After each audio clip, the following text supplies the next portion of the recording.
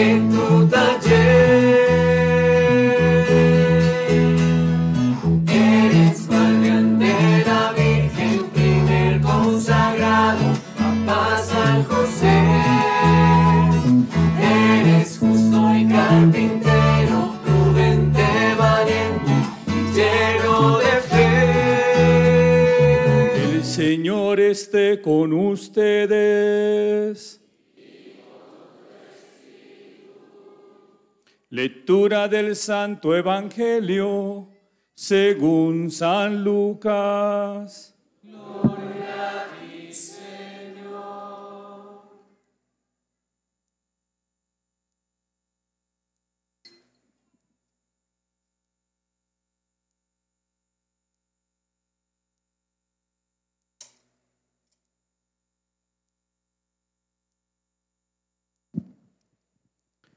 En aquel tiempo, Jesús cogió a Pedro, a Juan y a Santiago y subió a lo alto de la montaña para orar.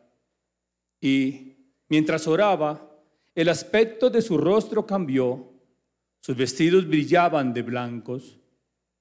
De repente, dos hombres conversaban con él. Eran Moisés y Elías, que, apareciendo con gloria, hablaban de su muerte, que iba a consumar en Jerusalén. Pedro y sus compañeros se caían de sueño y, espabilándose, vieron su gloria y a los dos hombres que estaban con él. Mientras estos se alejaban, dijo Pedro a Jesús: Maestro, qué bien se está aquí. Haremos 3 tiendas, una para ti, otra para Moisés y otra para Elías. No sabía lo que decía. Todavía estaba hablando cuando llegó una nube que los cubrió. Se asustaron al entrar en la nube. Una voz desde la nube decía: Este es mi Hijo, el escogido, escúchale. Cuando sonó la voz, se encontró Jesús solo. Ellos guardaron silencio y, por el momento, no contaron a nadie nada de lo que habían visto. Palabra del Señor.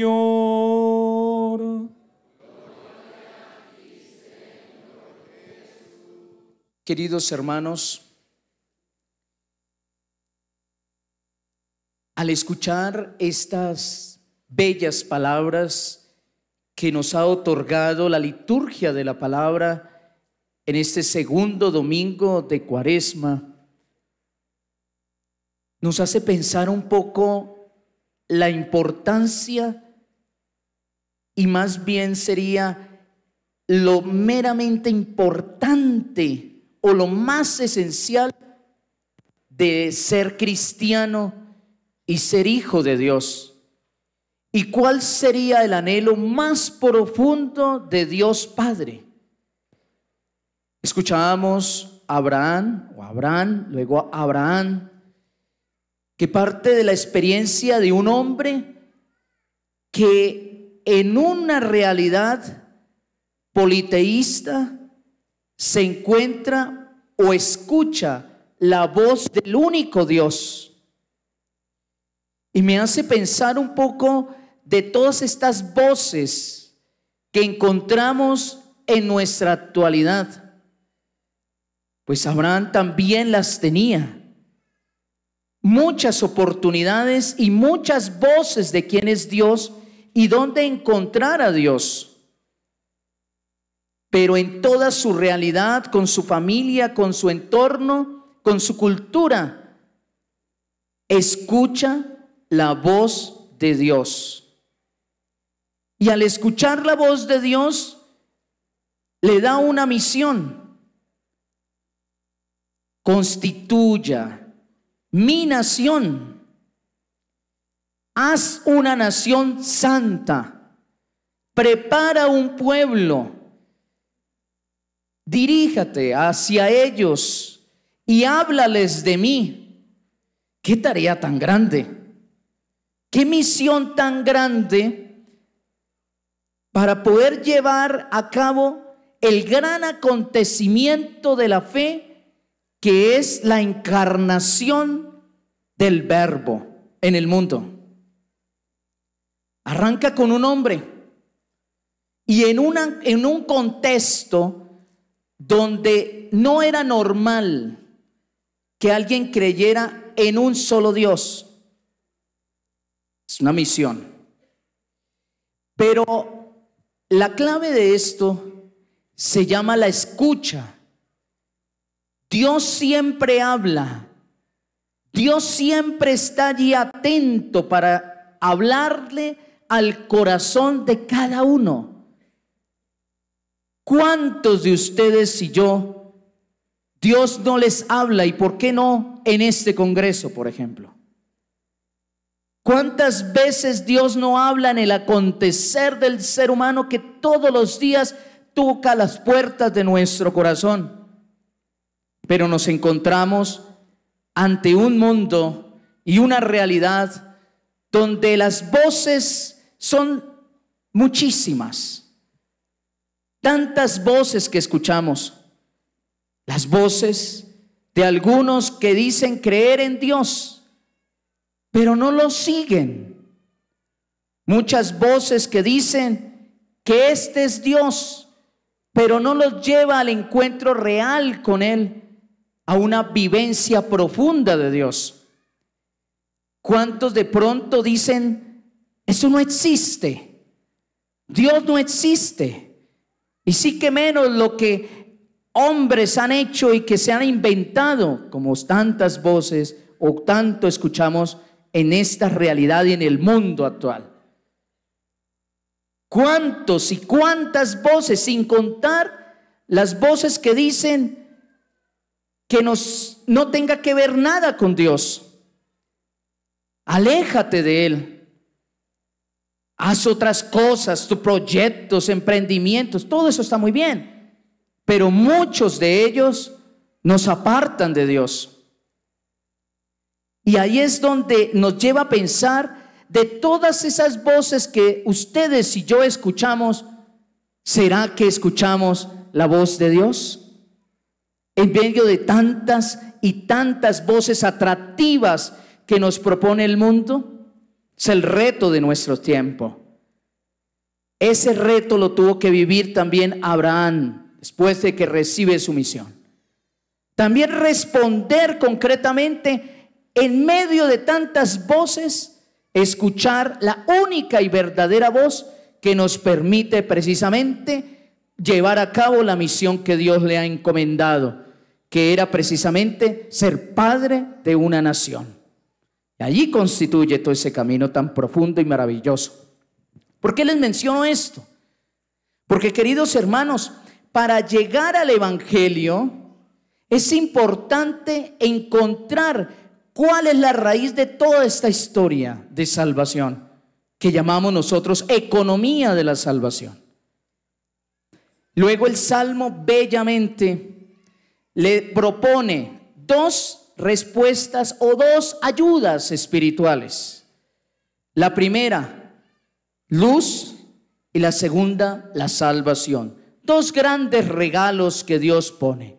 Si tú escuchas mi voz y tú atiendes a mi súplica, es decir, a la invitación, a la misión a seguir, yo te doy dos regalos. Yo soy tu luz, yo soy tu salvación. No estarás solo jamás. Tendrás luz para que tus pasos sean orientados hacia la tierra prometida. Y seré la salvación en medio de la adversidad y en medio de las tribulaciones. Vea las herramientas que nos va dando el Señor en este caminar, que se las dio a Abraham y que nos las recuerda hoy a nosotros. Tercero, el Evangelio. Jesús se lleva a los discípulos, los lleva a un lugar, a un monte, es decir, a un lugar apropiado, cerca de Dios, y los invita a orar, porque la oración es tan importante en la vida del creyente que si no se ora, su alma queda estéril, no da frutos, no crece, porque no hay un diálogo íntimo con Dios, y es importante el encuentro profundo con Dios. Pero él quería hacer algo grandioso. Dos realidades, dos regalos inmensos para toda la historia de salvación y para los 3 discípulos. ¿Y cuál es ese regalo? Primero, parte de la experiencia más grande. Dios quiere en la persona de Jesús manifestar su gloria un poco anticipada. Después de que Jesús le habla de su pasión, muerte y resurrección, les muestra 3 discípulos que sean testigos para que después de la resurrección sean capaces de asimilar y poder contarle a la humanidad cómo es que se llega y cuál es el deseo y cuál es el anhelo y cuál es la meta del creyente, del Hijo de Dios, del cristiano en este caso. Queridos hermanos, acontecimiento, encontramos a quién se manifiesta, los discípulos tratando de quedarse dormidos y no ante el acontecimiento que aparece frente a sus ojos. Jesús cambia rotundamente su mirada, su rostro cambia y sus vestiduras cambian totalmente a un color tan resplandeciente que no existe en la humanidad. Y allí aparecen 2 personajes, Moisés y Elías. Moisés representando un personaje tan importante y es la ley del pueblo, y representando una historia del pueblo que pasa de la esclavitud a una tierra que le promete el Señor. Y luego encontramos nosotros a Elías, que representa a todos los profetas que hablaban del Mesías, del Señor que venía al mundo a abrir las puertas del cielo. Pero ahí viene algo más grandioso todavía. ¿Qué significa el resaltar estos 2 personajes? Y es lo que Lucas quiere manifestarlo. Que Moisés, siendo tan bueno y una ley que deja a la humanidad, y un profeta tan grande como Elías representando todos estos hombres que siguieron la voluntad de Dios, siendo tan buenos a pesar de sus fragilidades, pues lo que lo hace grandioso y que quiere resaltar el texto es que con Cristo todo lo hace pleno. Ya no se vive en la oscuridad. Si tú puedes ser muy buena persona, pero si no deja que la luz de Cristo traspase toda tu vida y tu corazón, nunca obtendrás la vida eterna. Nunca obtendrás la tierra prometida. Ese es el anhelo tan profundo del pueblo, que anhela tan grandemente, y que es necesario que todo el Antiguo Testamento sea iluminado por la persona de Jesús para decirle: ahora sí, todo lo que hicieron nuestros antepasados ahora tiene sentido en la persona del Señor Jesús. Este es mi Hijo muy amado, escúchenlo, porque solo escuchándolo a Él llegarás al cielo. Esa es la promesa profunda que empieza a desarrollar el evangelista para llegar allí. Por eso Abraham comienza a hacer su tarea, Moisés hace su tarea, David hace su tarea y los profetas hacen su tarea para que mostrarle al mundo que Jesús es el esperado. ¿Qué nos invita a nosotros? Queridos hermanos, tu pasado, tu historia, buena o no tan buena, si es necesario un sí, que nuestra vida sea iluminada con la luz de Cristo. Es solo la presencia de Cristo que hace que nuestra vida tome sentido. Puede ser muy bueno y muy caritativo, Pero si no te encuentras con Jesús, no encontraste la finalidad de tu existencia. Porque solo Cristo es capaz de regalarnos y poder resaltar y vivenciar lo que tanto anhelamos y que anheló el pueblo de Israel y que anheló Abraham y que anhelaron los patriarcas y los profetas, que es el cielo, la tierra prometida. Pregunto yo, ¿cuáles son las voces que no me dejan encontrarme con Dios? ¿Cuáles son las voces que me alejan de Dios? ¿Cuáles son las voces que no me dejan realmente quitar en mi frente eso que no me deja poder vivirlo desde lo más profundo de mi ser? Queridos hermanos, estos hombres, Abraham, todos los patriarcas, los profetas y José, como lo están hoy ustedes allí resaltando esa figura tan importante, ese modelo de santidad, ellos fueron iluminados por la luz de Cristo. José era bueno. Yo escuchaba allí en la casita que era trabajador, ¿qué más? Que era humilde, ¿qué más dijeron ustedes? Prudente, justo. Trabajador, ya lo dije. Casto, ¿qué más? Valiente, bueno, todo eso. Pero eso, si no tiene a Cristo, hubiese quedado una persona más de la humanidad. Es la luz de Cristo que al tocar la vida de José, hizo de él un modelo de santidad. ¿Qué es lo grande de José? Que fue precisamente, aceptó la voluntad de Dios, asumió su responsabilidad de padre, pero dejó lo más importante, que su hijo le diera y le entregara a través de su amor y de su misericordia la salvación. Ese es el regalo.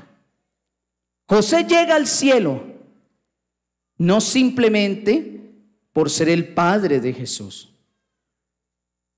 Llega al cielo porque asumió a Jesús en su corazón. Esa es la clave.